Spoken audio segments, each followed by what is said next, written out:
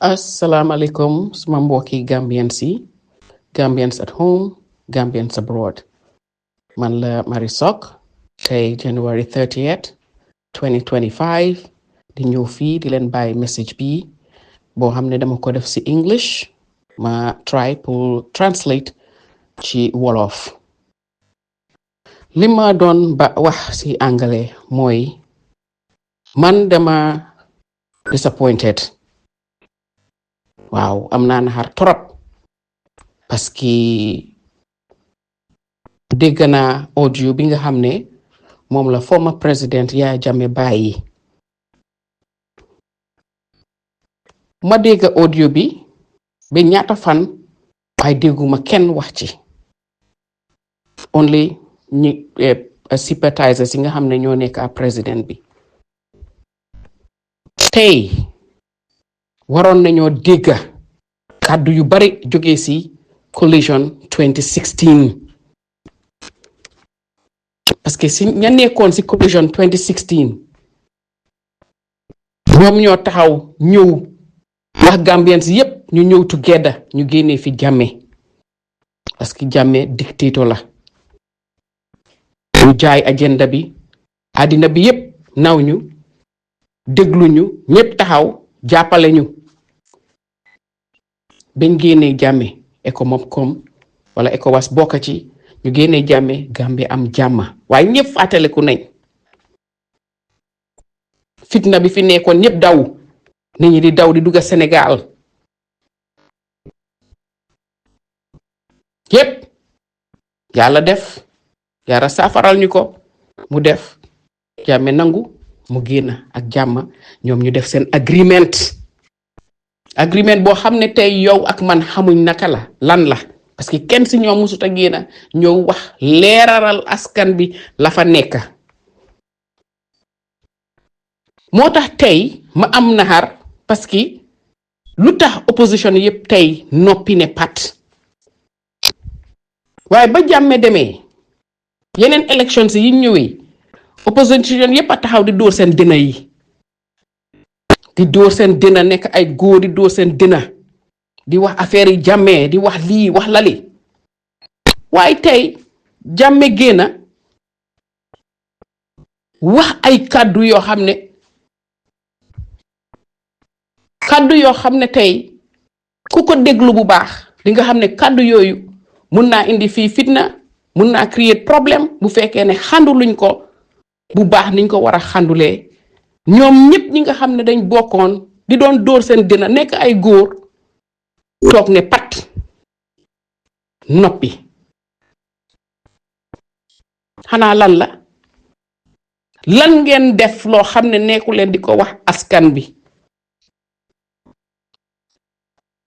ñoom ñëpp a ngi toog bàyyi président Adama Barrow pour moom mi nekk njiit jiite yépp waaye ñu ngi xaar pour mu juum wala mu make decision boo xam ne jàddiwut bu ko defee ñu jóg nag jël ko as political points waaye fàtte nañ ne ñoom mii whether Adama Barrow make na decision bu baax ndax meeku decision bu baax ñoom mii bokkoon yépp Jammeh bu ñëwee ñoom yépp lay ñëwal parce que ñoom ñoo form coalition ñoom ñoo def TRRC ndax TRRC bi tey fii la ñoo xam ndax TRRC bi ndax dañ doon sosal Jammeh ndax TRRC bi dañ ko def dëgg-dëgg pour dimbale ñi nga xam ne ñoom la Yaya Jammeh toroxal ñoom la seen famille si soxla ndimbal ndax dañ ko def si xol yu set yoo xam ne di tanki loi yoo xam ne pour Gambien si la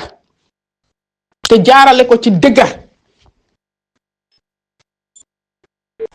alali Yaya Jammeh yi nga xam ne kenn xamut naka la fan la fu mu nekk ñoom ñépp a ci bokkoon tey mënoon nañoo jël opportunité bi jël politique tege ko boor génn wax ci bu ko defee leeraral Gambien si xam moo tax nëbbu baaxut dañ nëbba ci Gambien si nëbbu ci Gambien si xamuñ lan mooy bopp bi lan mooy genn bi te tey ñu ngi oote ñoom ñëpp dañ bëgg a jiite réew bi yaa ngi bëgg a jiite réew bi te mënuloo génn nga wax Gambien si luy dëgga. Yaya Jammeh bi ngeen génnee mënu leen a ñëw tontu ko ñëpp nekk benn kàddu mu xam ne day fa Gambien si taxawoon foofu lañ taxaw déet instead ñoom ñëpp a ngi ne pat noppi. mun na am sax suma audio bi ma def moom la ñoo génn sax wala ñu wax seen parti members yi ñu génn tontu ma waaye lu tax tontu wuñ Jammeh wala ñu génn bind article bu gudda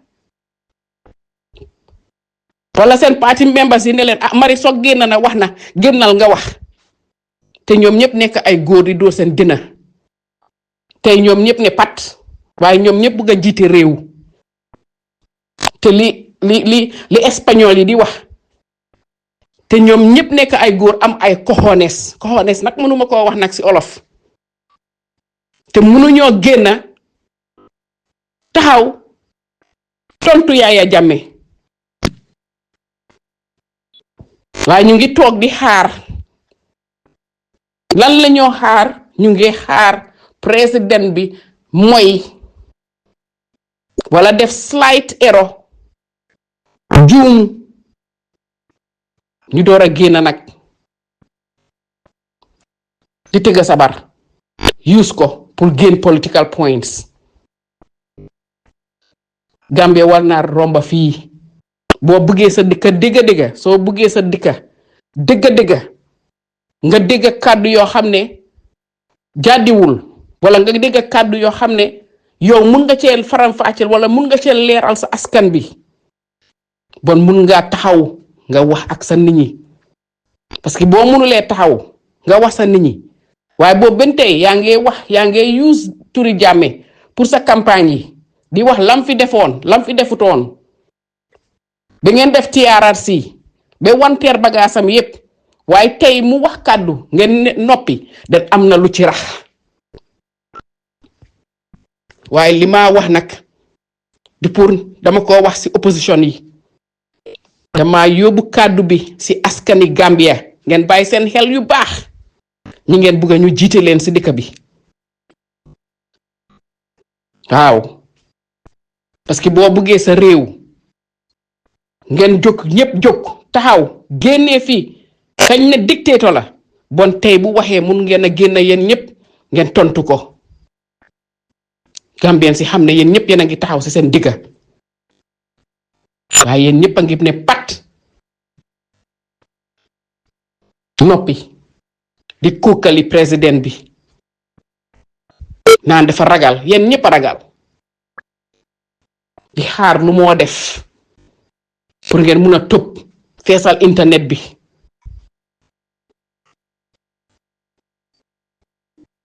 ndax président bi dafa def taataam da defu taataam da dafa dem I don't care what I care about is now lu xew danga ko you nip it in the butt right now danga ko wax léegi mu jeex yéen ngeen a xam loo leen def si Gambien si jóg ne na Yaya Jammeh dem noonu la Gambien si jógee right now ne na Adama Barrow dem waaye ni Gambien si jógee ne na Adama Barrow dem ba ñëpp di ko wax di same way Yaya Jammeh ba mu ubbee gémmiñam ne dafa war a ñëw wala dina ñëw by force wala kenn du ko teree ñëw wala lii ak lii ak lii ca la opposition ñi nga xam ne ñoo bokkoon si def ñu dem ñi nga xam ne ñoo taxaw ñëw dem si nit ñi jaay ajana ba ñëpp jënd ko tey moo waroon a nekk bés boo xam ne waroon na ñëw jóg ñu tontu ko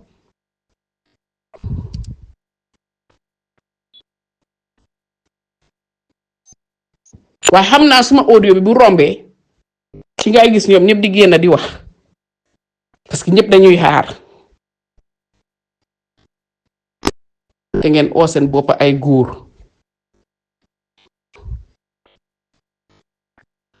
waaye ngeen toog ni ngeen a wax ne président bi dafa ragal yéen ñëpp noonu ngeen ragalee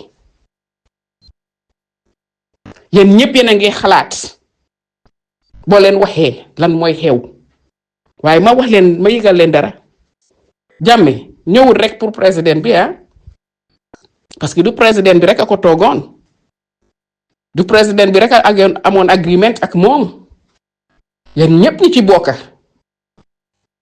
yéen ñëpp parce que dafa bëgg a xam fan la alalam bi dem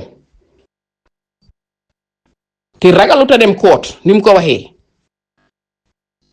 so ndax pare ngeen parce que yéen a xam parce que leeralu leen askan bi lan ngeen def ak bagaasam yi leeralu leen askan bi lan ngeen def ak alalam bi agreement bi ngeen amoon ak moom taxawu leen ci respectu leen ko la ngeen agree ngeen def mel ni musu leen a am any agreement ngeen fàtte ko jaxase karta yépp jaxase nguur gi yépp ku nekk dem sa yoon bàyyi Adama Barrow mu face the dance by himself man nag ñëwuma fii faraluma fali dama wax as a concerned Gambian boo xam ne fii laa juddoo fii laa yaroo fii laa màggee Europe America jagaruma fii mooma jagar te defuma lii pour ma am ñu ma votal wala am ñu ma votalut I can care less waaye as a concerned Gambian dinaa génn ma wax ci li ma gis te li ma nekk di gis te li ma gis baaxut du nii la dëkk di demee kanam nit ki looy oote si yow na nekk si yow boo ne da nga bëgg a sa doomi réew da nga bëgg a jiite bon nga am fit génna boo gisee lu correct nga génna nga wax ko boo gisee lu correct nga génna nga wax ko loolu mooy doomi dëkk bu baax loolu mooy wan nit ñi ne bëgg naa suma réew te bëgg naa leen te dinaa taxaw fi dëgg taxaw waaye yéen ñëpp noppi fàtte la ngeen waxoon yépp ci campagne bi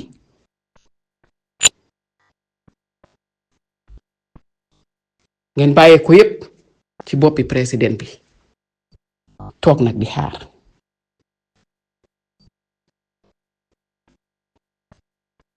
I'm very disappointed fogoon naa ne tey dina doon nekk opportunity bu rëy pour ñëpp génna politicians yépp génna wax ku nekk wax bu fekkee da ngaa wax di aide nga wax di aide bu fekkee da ngaa wax pour wax ne Jammeh li moo wax amut wala du ko def wala bunu koo def ngeen génna ngeen wax leeralal askan bi xam lan mooy xew waaye yéen ñëpp ne muut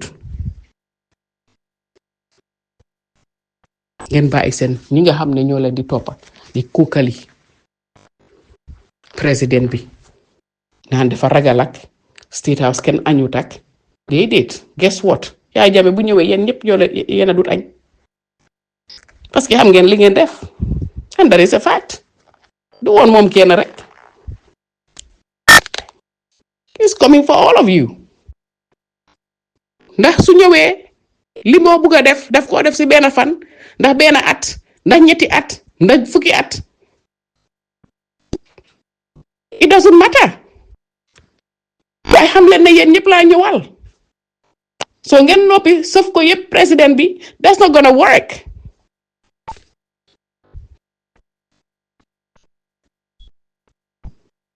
so tey lii def ma naxari ba buduma koo muñ moo tax ma génn di ko wax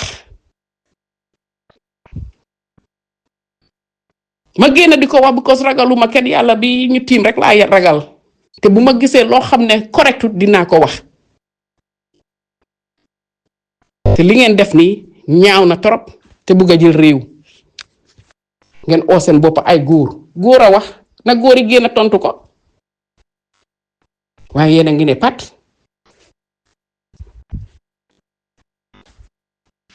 very disappointed very very disappointed I hope ne yéen ñëpp ngeen jàllale message yi nii dinaa try ma def ko ci soose bu ko defee suma mbokki soose yi mun koo dégg at least ñu am 3 main languages yoo xam ne dinañ ko mun a tasaare ñëpp dégg ko ñëpp wax ci thank you all so very much.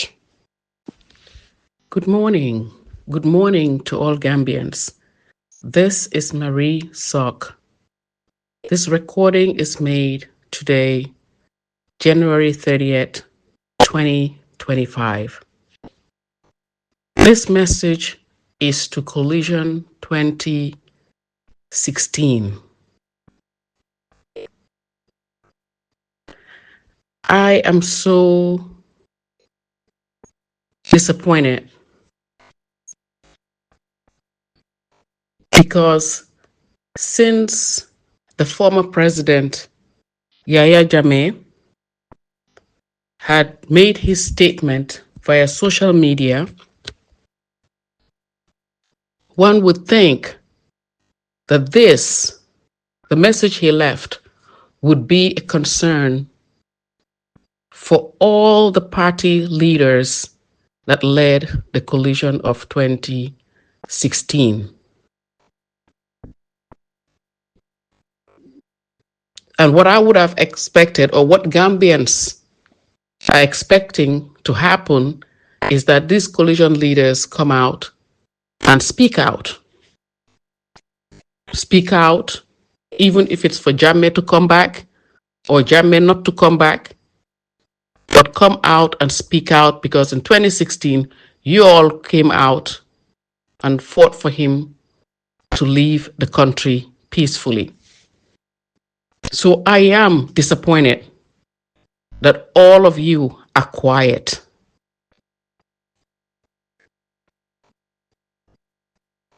It is okay to sit back and watch President Adama Barrow face the fight by himself. You see, all that talk, all what you guys have been saying for campaign and all of that, today would have been that day that you can prove to the Gambians and solidify everything that you have been saying all these years about 2016. Today would have been the day that all party leaders that were engaged in the coalition of 2016 to come out and speak. But you are all quiet. You are all quiet. You leave the whole burden on the sitting president. Now, let me tell the Gambians why you are all quiet.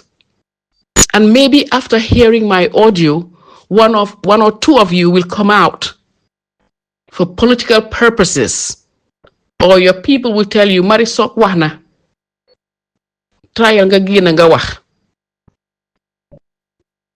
Hey, politiki naxate dafa passé fi. Today would have been the day, or these days would have been the day to come out and speak your mind on that audio of the former president, Yayah Jammeh. This day would have been the day to show that you guys are men with cojones to face the beast.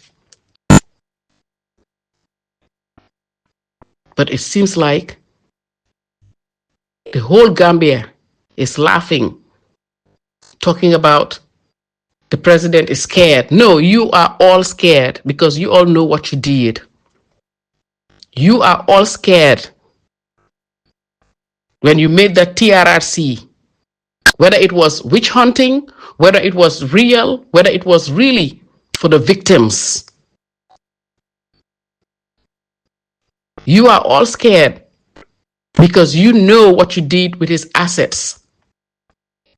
So now you're all waiting for the sitting president to make the slightest mistake or the wrong decision to jump up and use it for political points. My fellow Gambians, I want you guys to wake up. We don't have politics in this country. We have politics. We have politics. Ask yourself if this is fair to the sitting president right now to face the dance all by himself after they were all the very ones that signed that agreement or made that agreement for the former president to leave peacefully so that they can take the reins in 2016. I ask you, the Gambians, isn't this the time for each one of them to come out and say something to the people of the Gambia, since they all want to be leaders in this Gambia? Isn't this the time, the ones that were in the TRRC or created the TRRC, to go after Diame? Isn't this the time to come and clarify a lot of things for the people of the Gambia? Instead, they're waiting for the sitting president to fall so they can use that, they can capitalize on that. My fellow Gambians, take this opportunity to look around you and see the kind of leaders that you have, because you don't have leaders with cojones. You have leaders who are cowards, who are sitting there and waiting for opportune moments, who don't have the cojones to come out and denounce what Diame said, or rectify or clarify what President Diame said. And this is a typical Gambian attitude, where they will take you to the war, and then when the war really does come, they all sit back and watch you fail. They sit back and watch you fail. No one is responding. Everybody's murmuring.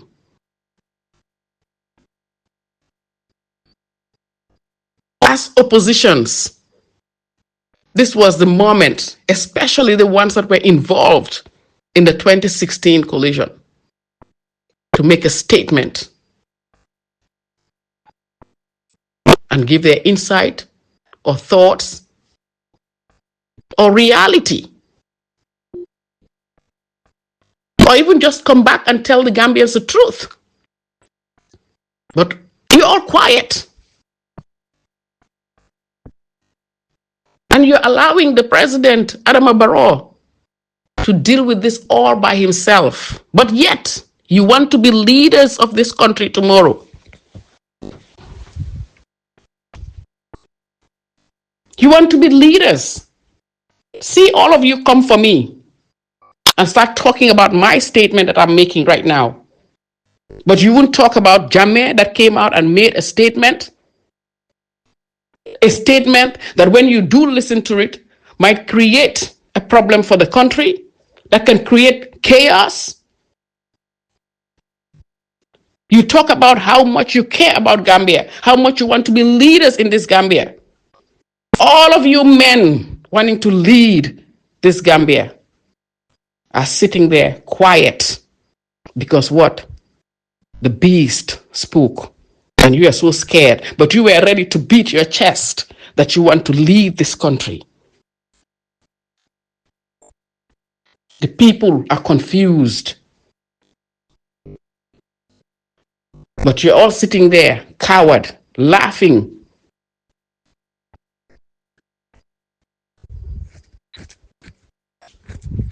Waiting to see lan la Adama Barrow di def. What is Adama Barrow doing? Let's see what he will do. No, it was just him. And guess what? When Yayah Diame does come, he's not just coming for the president. So all of you sitting there quiet, maybe you just don't get it. When someone is angry and exiled and says he's coming back, he's not just coming for the president. He's not. So don't think that because it's only Adama Barrow that is the president that he's coming for. He's going to come for all of you all. So sitting there being quiet is not going to help you. You all know what you did. You all know what is right, or what is the truth and what is not.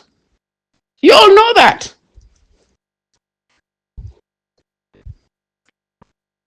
I cannot sit here and tell what happened. All I can tell is 2016 was not a laughing matter.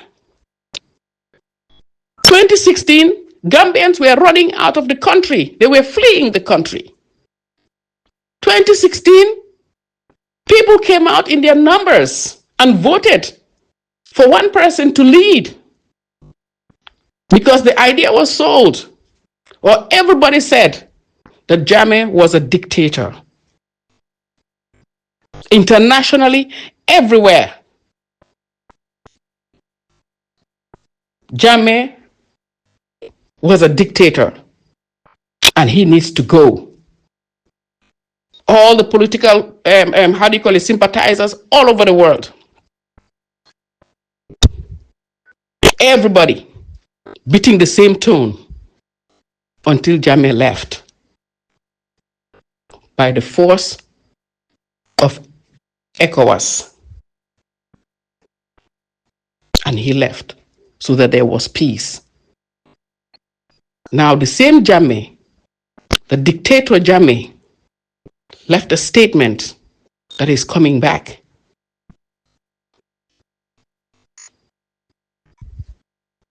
Why are you all quiet? Why are you all quiet? What is it that you have done that you're not telling us? And you allow the president or have the president to face the dance all by himself. He didn't put himself in that office all by himself. He did not dispose of the assets all by himself. He did not create the TRC all by himself. You were all part of it.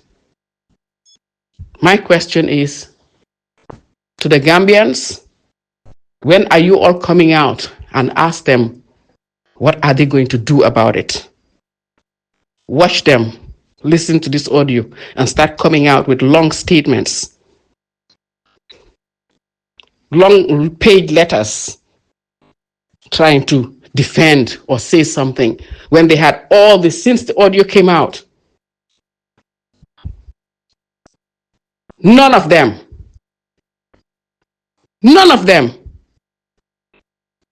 have the cojones to come out.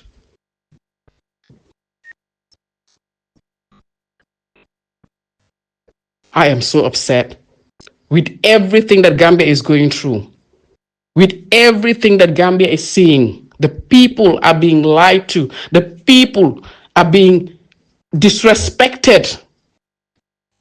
But then these are the same people that you're telling to vote for you in office.